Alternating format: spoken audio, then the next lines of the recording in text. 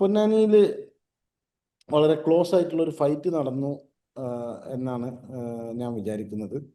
ആ, പിന്നെ പൊന്നാനി ഒരു പക്ഷേ ഒരു അട്ടിമറി വിജയം UDF-ന് ഉണ്ടായാൽ അതിൽ അത്ഭുതപ്പെടാനില്ല എന്നുള്ളതാണ് എനിക്ക് തോന്നുന്നത്.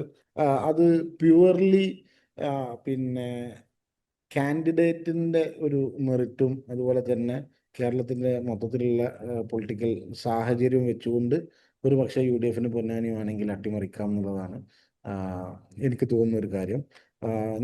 ഞാൻ പറയാൻ കാരണം അവിടെ CPM-ന് വേണ്ടി മത്സരിക്കുന്ന ഷക്കീർ എന്നുള്ള കാൻഡിഡേറ്റിന് അവിടെ പ്രശ്നങ്ങളുണ്ട് എന്നുള്ളതാണ് ഞാൻ മനസ്സിലാക്കുന്നത്. അതോടൊപ്പം തന്നെ KP നൗഷാദ് അലി നല്ല കാൻഡിഡേറ്റാണ്.